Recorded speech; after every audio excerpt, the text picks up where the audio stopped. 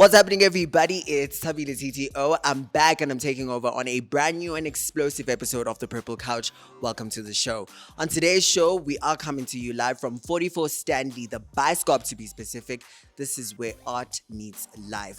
In the previous episode, we celebrated Freedom Day and Workers' Day. In this episode, we celebrate the youth of 1976 that have given me and you this day that we call Youth Day, this month that we call Youth Month. We live across every social media platform. That's Facebook, Twitter, and Instagram. It is at LiveNGO. And a big shout out to our sponsors, which are, of course, the National Department of Health and the Department of Sports, Arts, and Culture for making it all possible. It's hashtag The Purple Couch across every social media platform. Enough of the chit chat. Let's get into this explosive and youthful episode of The Purple Couch. Welcome to the show.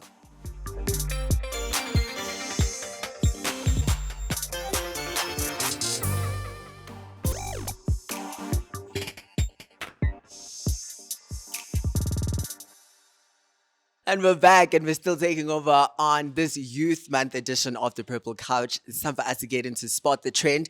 This is where we have a look at some of the biggest and trending topics that went down in the previous month, kickstarting with International Pride Month. So you may or you may not know that every single June, we celebrate LGBTQIA plus individuals. And this is a month where we shine a light on their rights and us knowing that love is love and whoever you love really does not matter. And our second spot, the trend, is the Durban July. As you may or you may not know, the first weekend of July is the Durban July weekend. And this is where stars come out and they show us the most incredible fashion. This year's theme was out of this world. And boy, did the stars come out. I want to find out from you, who are some of your favorite and best dressed at this year's Durban July? Hashtag The Purple Couch at LiveNGO so I can see those tweets. We're going to take a quick break, but when we come back, so much more of The Purple Couch.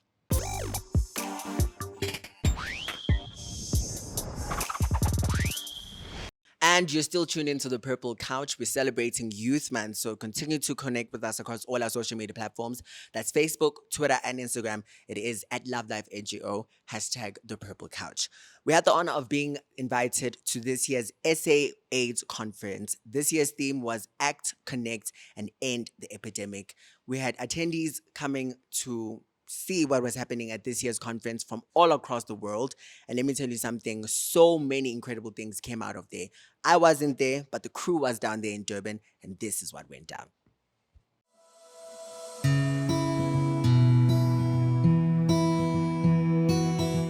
Love Live had the honor of being part of this year's SA AIDS conference held in Durban in June.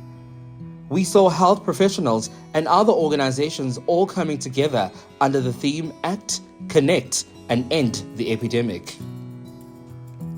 Discussions and satellite sessions were held by various organizations to express their interventions undertaken to contribute to the end of the epidemic.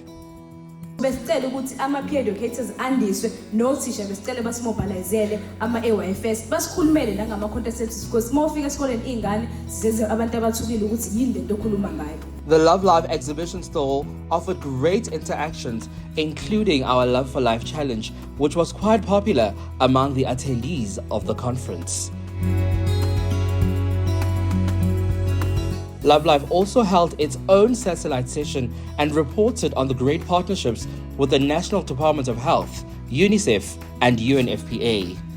The conference offered a platform for innovation, collaborations, and response.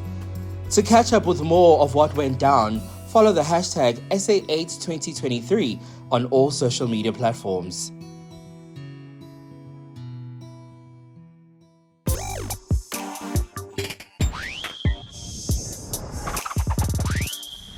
We're still taking over. This is the Youth Month edition of The Purple Couch. It's time for us to get into Word on the Streets. This is where I ask you a question and we go out into the streets to find a response from you. Today's Word on the Street is, what does an AIDS-free nation look like? I asked the question and I went out to the streets and this is what you guys had to say.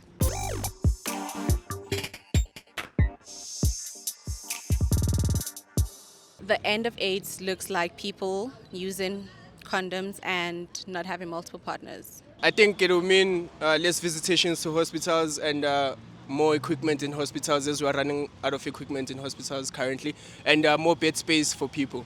I would say an HIV-free nation would begin with education on HIV.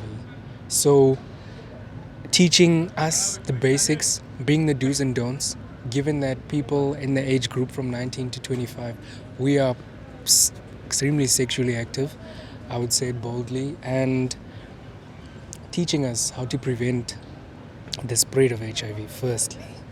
By condomizing, yes, definitely. I know it might be corny to some people, but it's a thing, and it's real, and it's safe, and it's a good thing, and it's the right thing to do, most definitely.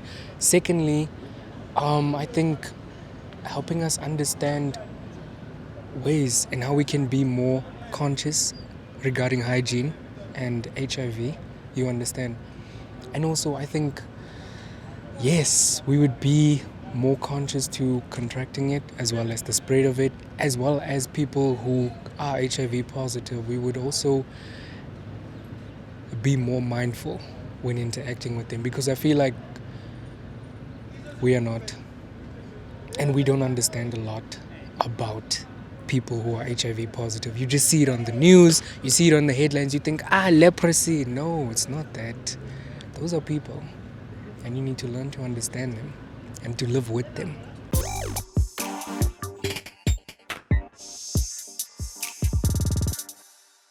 And we're back and we're still taking over right here on the Purple Couch. We're still celebrating Youth Month. So let us know what you're up to this Youth Month. It is at Love Life NGO, hashtag the Purple Couch. It's time for us to get into our exclusive interview. And boy, am I so excited to be sitting down with Fhatuwani.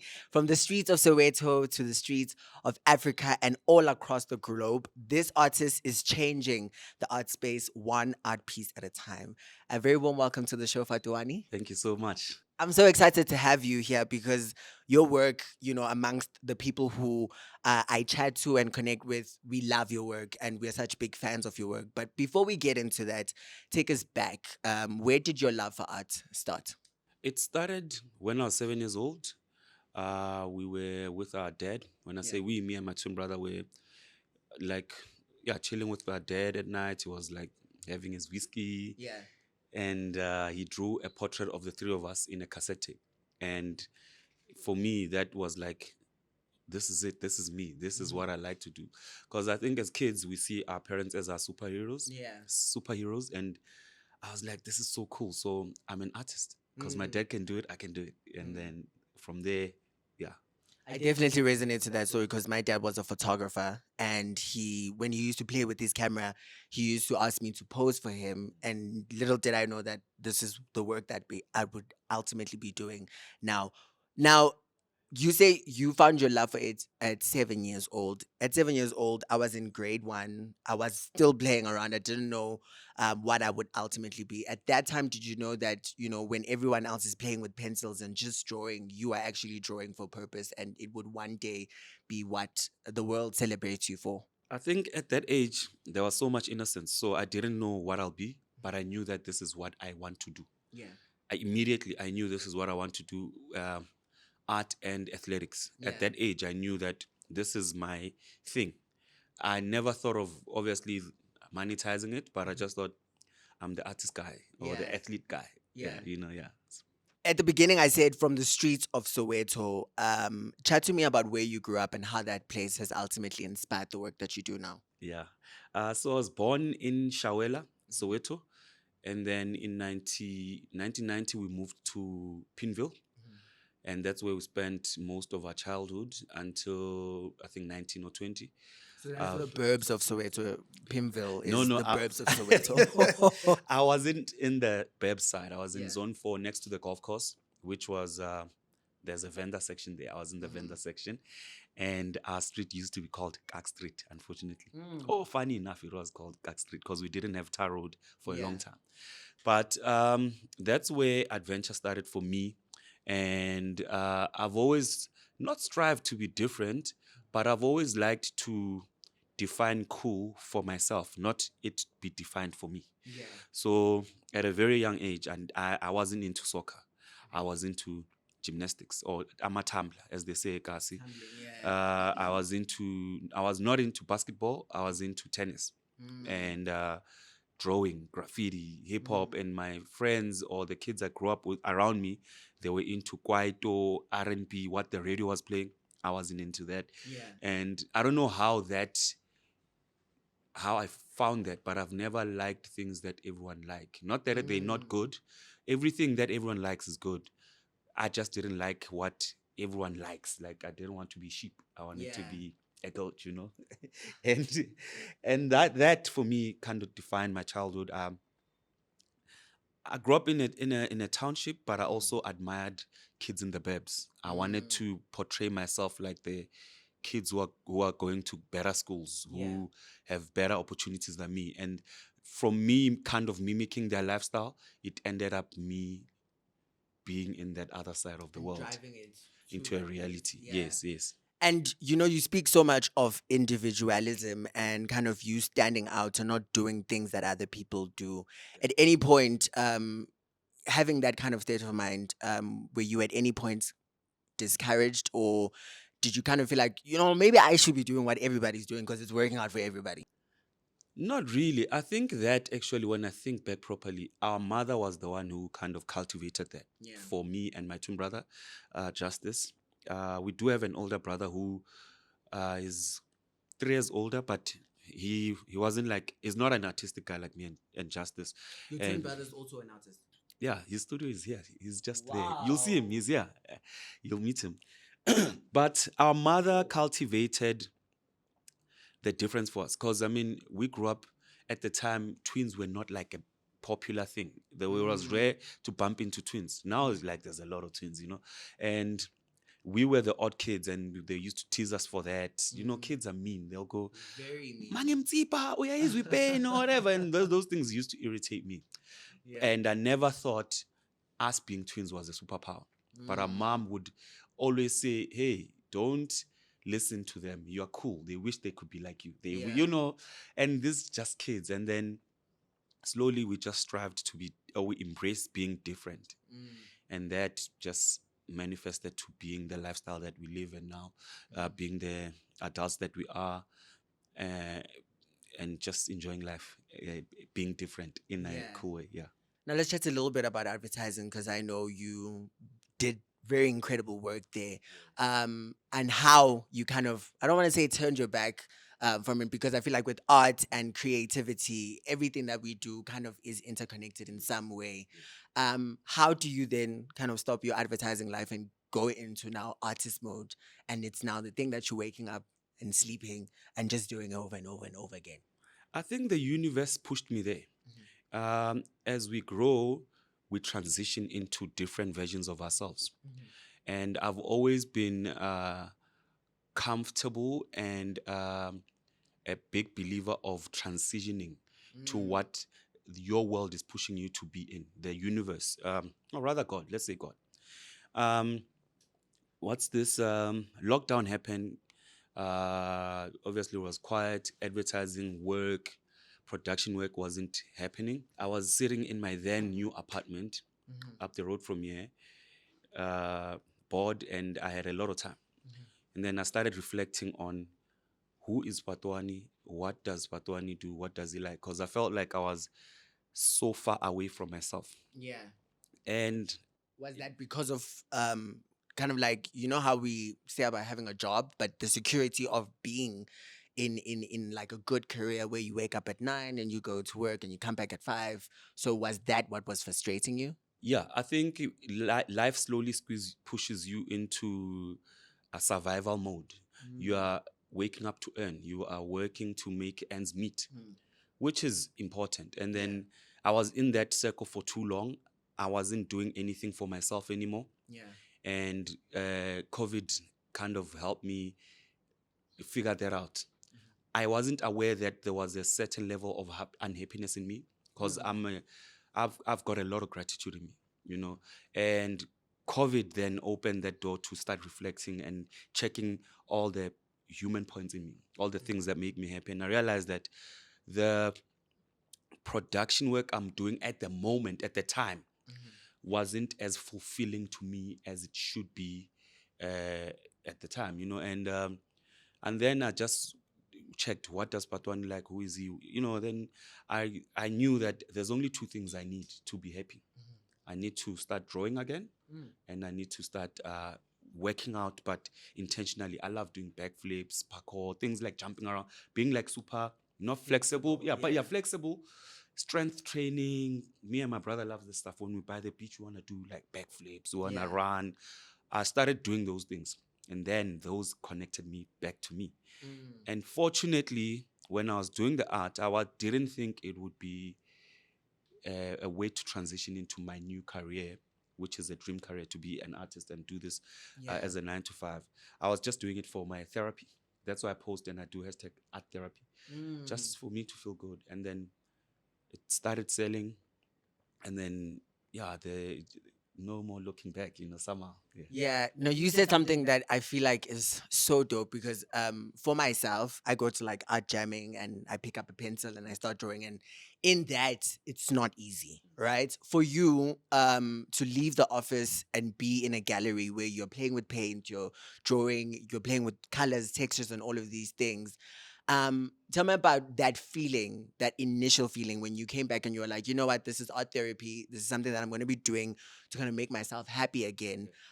What was going through your mind? And did you think, from 2020 in that stillness, there'd be so much commotion and movement and love now? Not at all. I think what I had thought was, firstly, I was scared because drawing and painting is very intimidating, especially if you haven't done it in a long time. Very intimidating. And there was a point for about 10 years, I was more into digital art, just doing stuff for my laptop and my iPad. And getting on a canvas and paper and working with like real materials was extremely intimidating. But when I started my first one, whoa, I couldn't believe it. Like, I just felt like, wow, this is amazing. And the next level of it, I framed one artwork. I was like, it's an artwork. It's not like... You're doing something. It's something I love looking at. And hey, man, I've been in this therapy session forever. The art therapy. Yeah, I want to find out your return to art. Your twin brother, was he already kind of like immersed in it, or did you guys both make a return? Like, what was this? He wasn't at it at all. And when I started, I felt what I felt, and I knew that my brother would love this.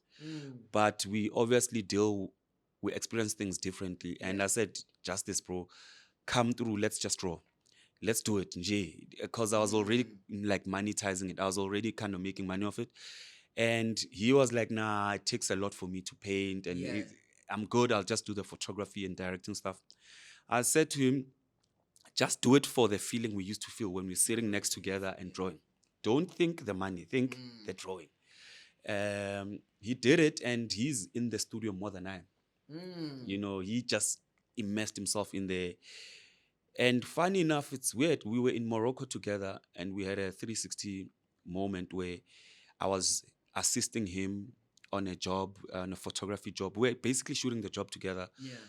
I felt so alive again in the photography stuff that I was like, I kind of resented that world, but now I'm doing it with him side by side. I was like, I still love this, man. And this is really, really, really dope, And is it taking you back to the time when you guys were with your dad? And yeah. So it's weird enough. It takes all those feelings take you back to the golden era, and it kind of extracts the gold in you. The position in life we're in is amazing. Imagine waking up and doing what you love with all your heart and earning from it in a good way, not in a simple way, like earning good that you can do holidays. I like to say I'm a slave queen, and I live a cool life, and I afford it through my passion. That's the most amazing thing ever, And there we were in Morocco shooting side by side with my brother. And the fire and the passion in us is like in me again. I was like, let's do this thing, man. And I thought this chapter was closed, and it's not. We can re-explore this again. And it just shows you that life will constantly remind you of who you are, and it will give you second chances. Life gives you second chances. The trick is to see them. And take them. Yeah, see them and take them. Now, with you coming back to art, there's so many young people who are not going to be watching the show and so mad at me for not kind of asking you this question. Say now I've got a beautiful piece of art that I think is incredible.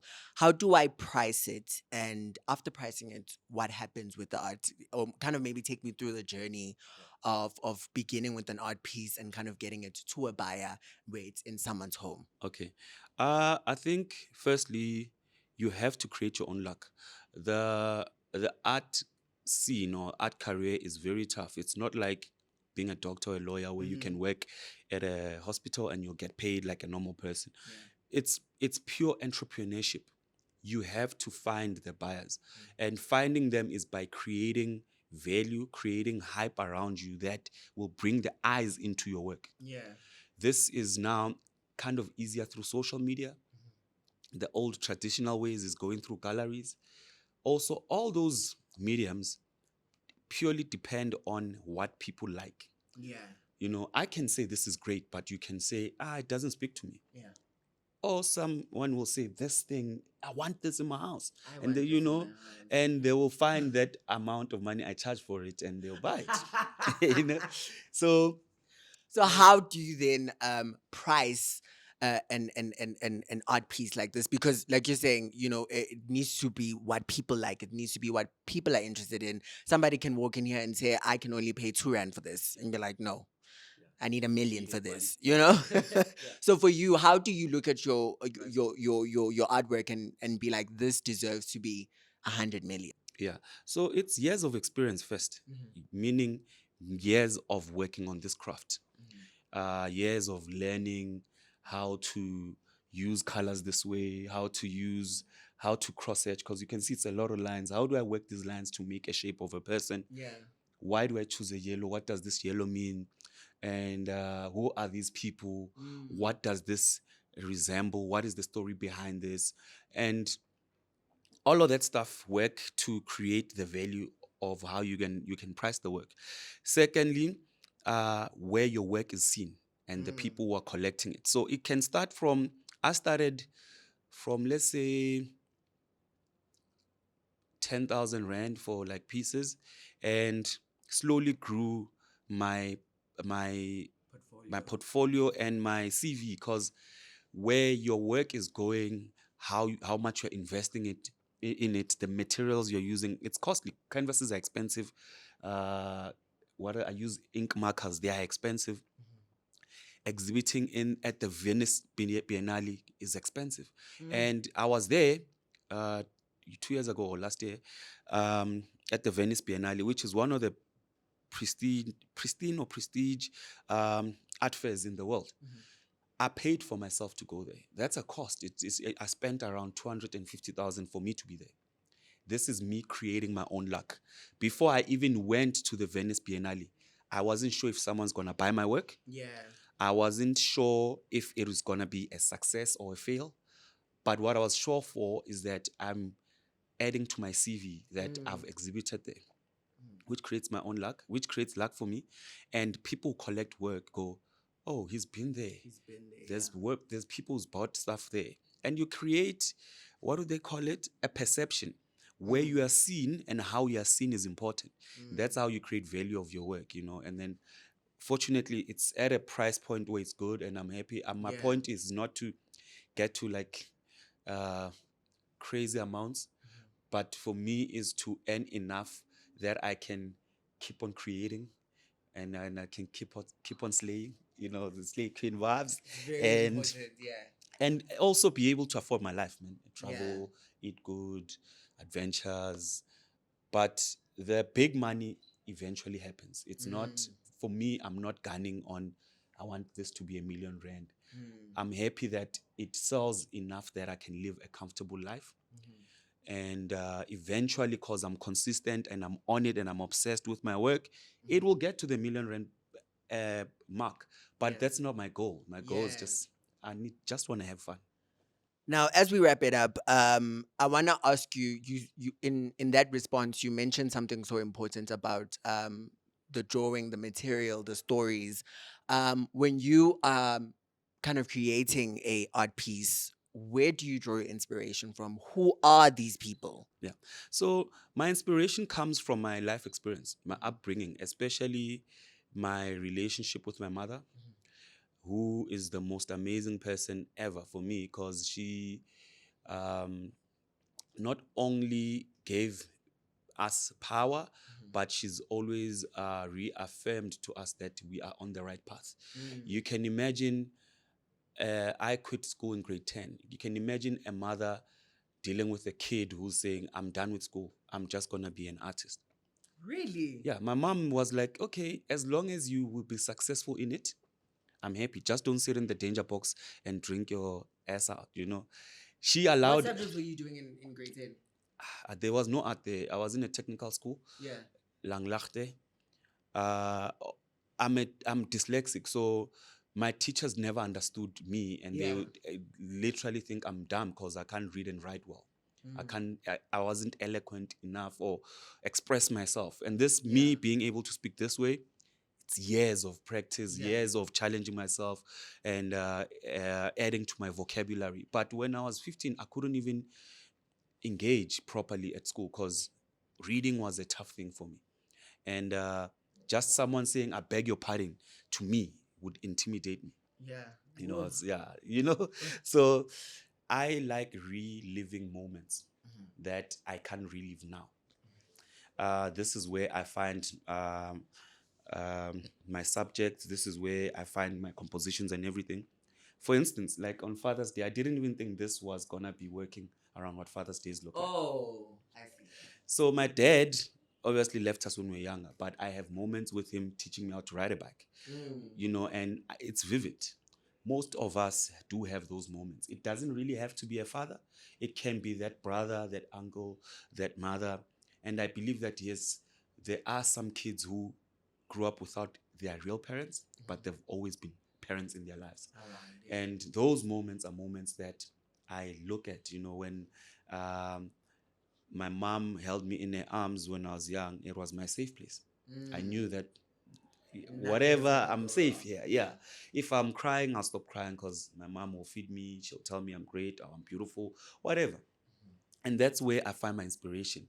How I used to play with my brother, what we used to get up to, how our elder brother was understanding of us. Because also when we were young, me and just this way, little pricks, and pricks in a way that we thought we knew too much. You know, there's a level of smartness we had that other kids didn't have, and we'd kind of flex it to our elder brother. But he was like, these are my younger brothers.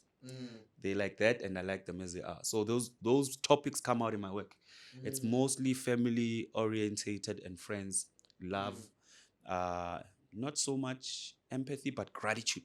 A lot of gratitude in my work.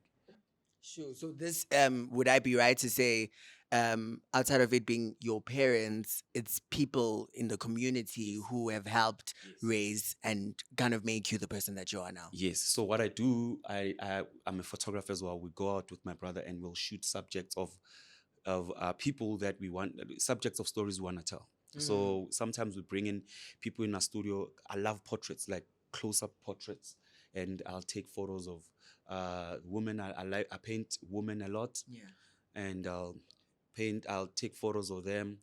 Obviously, I discussed that I monetize this, and then if I make a sale, this is a percentage that you'll get. And you can use it.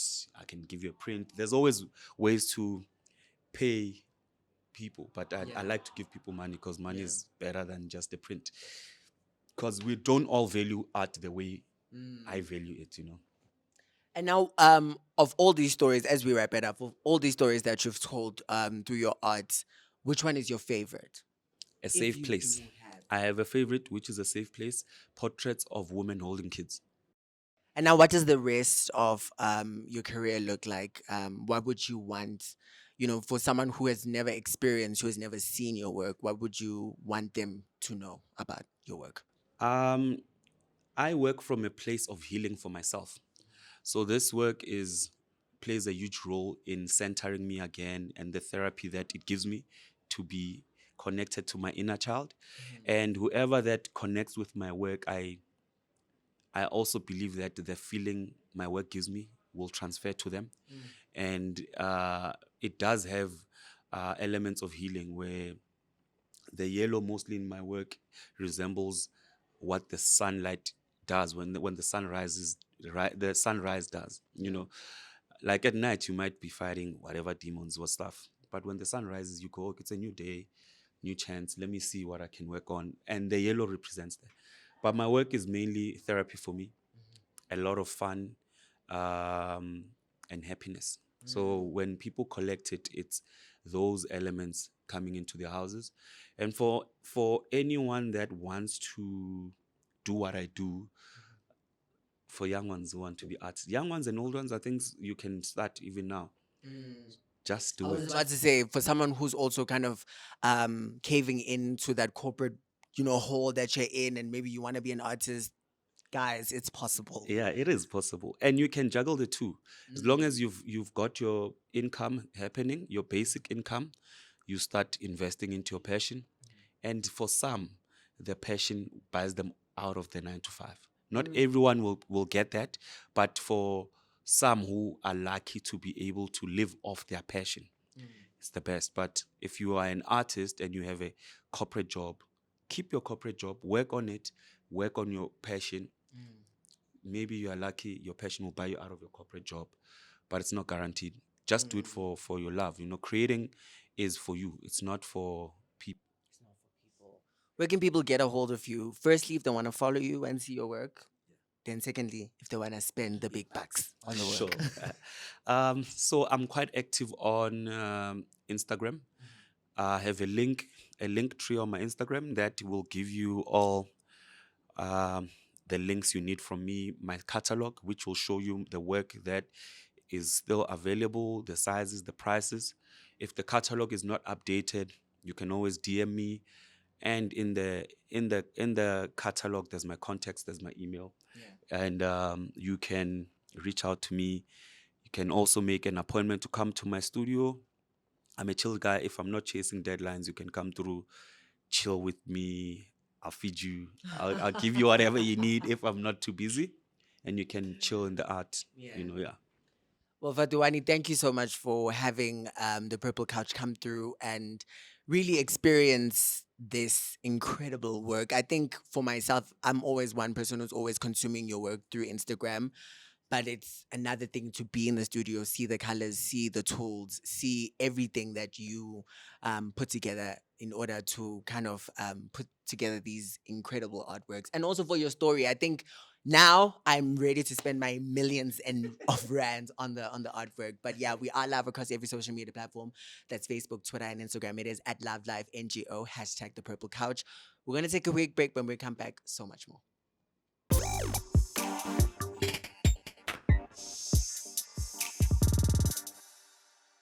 It's time for us to get into our active lifestyle, and this episode's active lifestyle is very easy. The Netball World Cup is upon us, and it all goes down from the 28th of July to the 6th of August in Cape Town, the mother city. Our girls are playing, so do show your support for them on social media and by watching them on the television.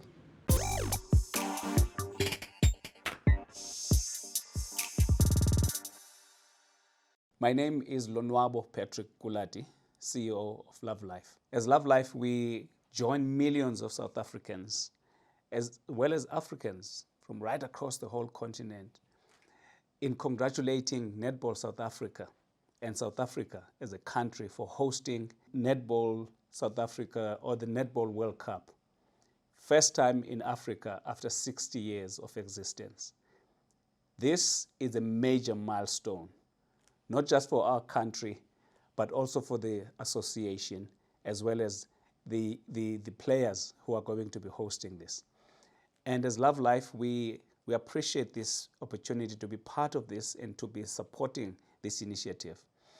And so we are asking all our supporters, all our partners, to be behind this by wearing their T-shirts, Netball T-shirt, every Friday from last week up until the 28th of July, when the Netball World Cup will start in South Africa.